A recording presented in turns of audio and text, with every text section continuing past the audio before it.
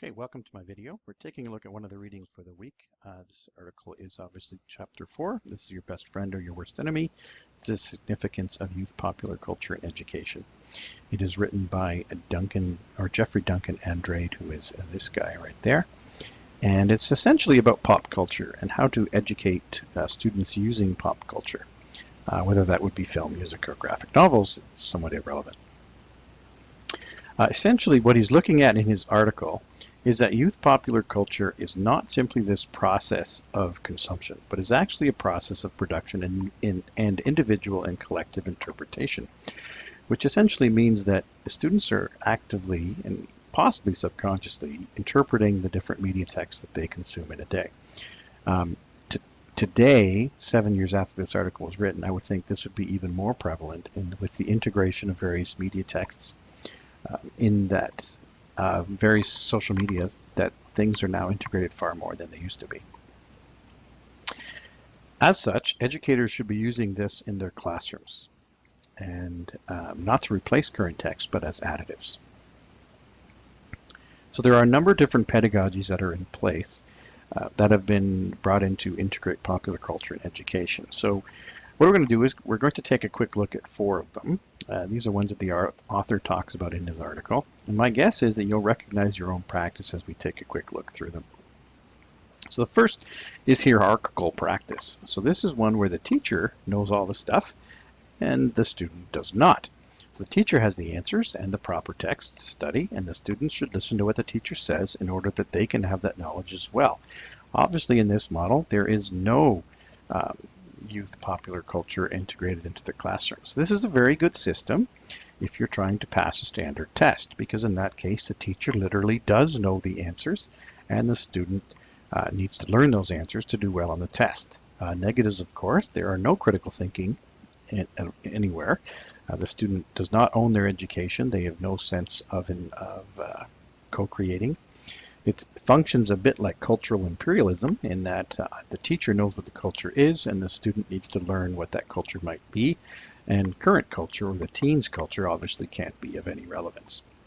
But what often happens, as is evidenced by this picture here, the students tend to just check out and they don't pay too much attention. The next one will be dialogic practice. So this would be an attempt to ensure that the voiceless, I guess, have a voice. So it's not that the students aren't able to participate, they are, and that's what the voiceless talks about. The teachers engage the students in discussions of the class texts in order to hear their voices.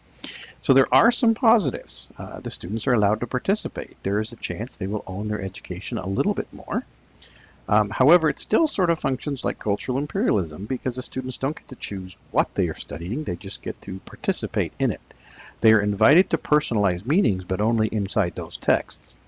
It also doesn't really recognize that often the teens or youth culture, there are space for that culture elsewhere. They have found a way to express themselves and to integrate media or text into their own lives, personalize meanings in other texts. Next one would be practical pedagogy. So this gives students tools to examine their own text. So it does bring in popular media text, brings them into the classroom. The teacher instructs and the students then work on deciphering their own text with the tools that the teacher has given them. So this is good. Students work for their own understanding with their own texts. It legitimizes some alternate text as being something worthy of study, as long as the teacher isn't studying them in order to ridicule them. There are, however, some negatives. This does underestimate the cultural deconstruction that may already be happening using tools that the teacher is unaware of. It could be that the youth are already deconstructing some of these texts on their own using other tools that perhaps the teacher is even unaware of. In that way, it sort of replicates that hierarchical pedagogy by assuming that the teacher has all the deconstructive tools, and once I show you how to do it, then you'll be able to do it on your own. The recommendation of the article is to work with students to construct meanings for popular texts as critical civic participants. The instructor functions as a guide. So this is one where the text will be brought in. The students work through it using their own tools, plus, of course, tools the teacher may say, in order to determine what are they trying to say about life and so forth, just like you would with other classical texts. And you'd end up with an image more like this, where everybody is working together. I'm presuming the guy with the beard might be the teacher. I don't know. So the other part of the article talks about why would we actually want to do this? What are some good reasons why? And then I've also extrapolated things on that I think are important as well. So the first one, so most of the students know these texts already. Most of the students at least are aware of who these people are, whether you guys do or not. And the texts that these people are creating are things that might actually be studied. They have at least a passing knowledge. They know who these people are. Now, this, of course, would be in stark contrast to texts from artists such as Shakespeare. Now, these are barely known by students from Western cultures, and of course would be then completely unknown to students from other cultures and not particularly culturally relevant. So at least with these, they are aware of what's going on, and so you're starting off somewhere else. It also can allow for critical deconstruction of popular media texts. So one of the most important elements of education that we're really shooting for is giving the students the ability to think and examine things critically. Now we can do this with Romeo and Juliet or other texts, but we can do it just as well with popular texts. The purpose of that element of study is to think critically, but that can be done with anything. In fact, isn't that better? Wouldn't we want them to be examining their own text, something that is relevant to their own lives, as opposed to giving them the tools to examine the text that we think is important, and then hope that they take those tools somewhere else? Essentially, I guess, without assistance, students are going to be spending hours of every day intellectually disengaged as they consume their media. Today's teens are engaged in media for however many hours a day. It's something like 6 or 7. And they're not going to if our goal is to have them think critically as they do that, we need to give them those tools. And the best way to do that, I think, would be to be examining some of those texts already, such as that. This is one that I have used in my class where we look at archetypes in movies and so forth.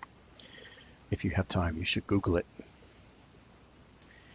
Another thing, it could increase engagement. This could determine on the nature of the portrayal of the media text, but if students are allowed to work on text they have an investment in, they tend to be more engaged in the learning. If they get to deconstruct their own lyrics for the music that they listen to, they might be more interested in learning. I don't know if these kids are, but I think this kid will. Maybe her.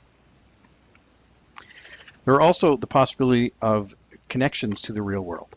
A lot of popular texts connect to the themes in our world today quite obviously because they're written today. By examining these texts, these issues and themes can be brought into the classroom as well.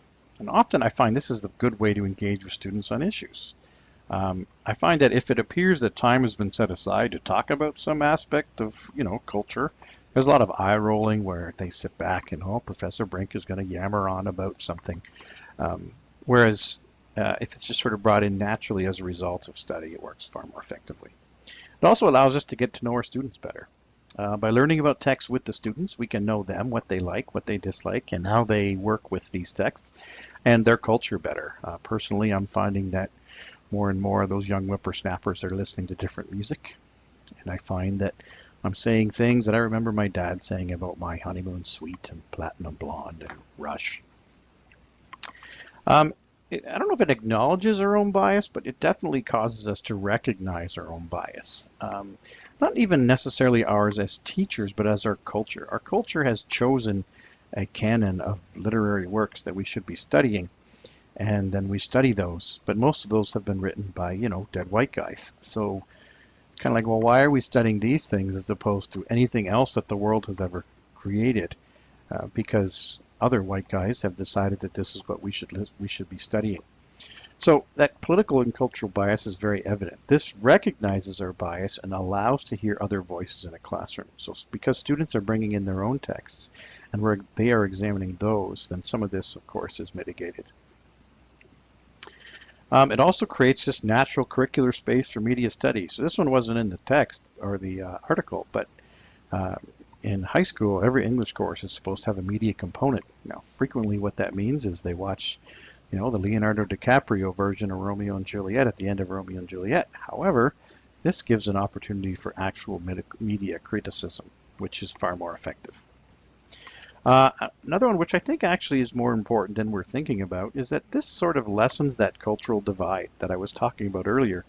You have the education system and the teacher on one side, and you have students over there on the other side, and they seem to be of the impression that there exists between us a vast cultural divide where teen culture and school culture are drastically far, far apart, and that we couldn't possibly understand the complexity of their lives, and they can't be bothered to understand ours. By bringing their elements of culture into our classroom, this can be lessened. So now what? What do we do with all of this? Well, I think we do it. The positives seem to outweigh the negatives. Now, this is not to say that we need to replace Romeo and Juliet, with Romeo Must Die, or we're going to take Elizabeth Barrett Browning and we're going to replace her with Taylor Swift. But students could look at movies as narratives, and they could look at lyrics as poetry. There are still some texts that students should know. So some texts are just so good, they are worthy of study. However, sometimes we tend to get locked into these things. I know in my own school, in 3 of the 4 English years, they study Shakespeare. We seem to refuse to accept that anything good has been written since then. Obviously, this is untrue. And actually, it's probably not good that we don't include them. By bringing in popular texts, we're acknowledging that there are artists today. Whether to use a popular text or not needs to be determined by the purpose of the lesson. If the purpose is simply to critically examine something, then why wouldn't you use a popular text? There's so many positives that can come from it. And that's basically what we have to say. Check in with the discussion board with the questions, and we'll see you next week.